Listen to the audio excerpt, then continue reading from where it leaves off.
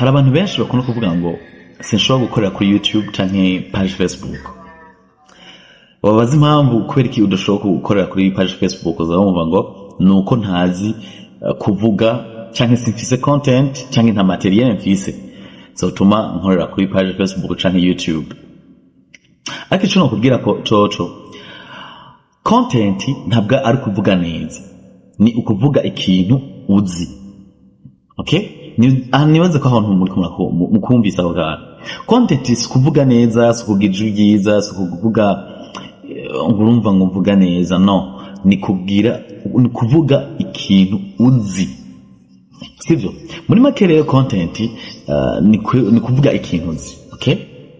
Cyo ni cyambere, kuvuga ikintu uzi, kwerekana ico ukora buri munsi, na cyane cyane nk'abantu bakunda gukora ama vlog, muhora mubona ukuntu bayakora, sivyo? Nuko rero agenda arakora, donc yerekana ivyo yiriwemwo, akavuga ivyo ariko arakora, donc kwerekana ubuzima bwawe ukabushira en public, sivyo?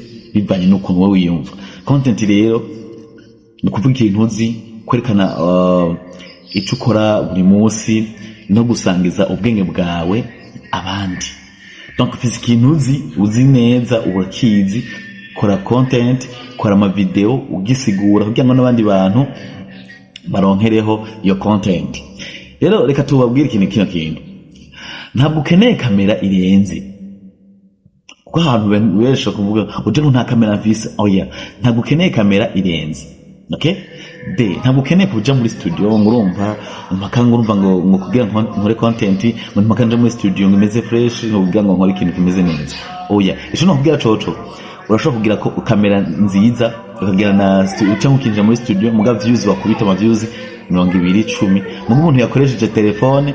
None ntimubona Fernando indirimbo ijya mbere Berisima ntiyakoresheje Docomo, muga indirimbo yageze mu 7 million viewers, 8 million, 9 million.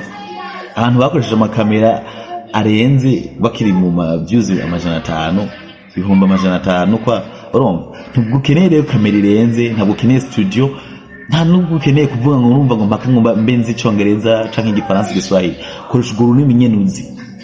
Okay? Rero ukeneye telefone yawe, iyo telefone yawe uri kurakoresha iyo nyene irakwiye kugira ngo ukore content.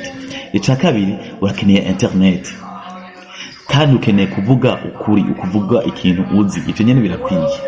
Muri make rero content, reka ndaguha nk'akarorero. Uri umurovyi, uri umworozi, uri umurimyi, uri umudandaza, uri umutayeri, uri ukora ikintu kanaka, kora content y'ivyo bintu nyene wirigwamo, ubisigura, uvuga ukuntu ubikorwa. Ye ni content. Wa mu content, tuba mu content, ivyo twama turimwo amarigara na content, sivyo? The content nico kintu nyene wirigwamo, nico kintu nyene uzi, kivuge neza, ugikore neza ukoresheje iyo telefone yawe. Ni wakura ukaronka amafaranga kwiye, uzogura iyo kamera wiyumvire. Azon rero nturorere ngo nzobe fise ngo kamera ngo mbe umuntu nyene ari perfect, umanze ngo nitegure ngo muri ibi na biriya. Oya, tangura ubunyene. Mwari kumwe na Naso Lighton, mukurikirane Naso Star TV, mu gukora subscribe, partage, commentaire kugira ngo muze muyaronka utuntu nk'utu. Merci.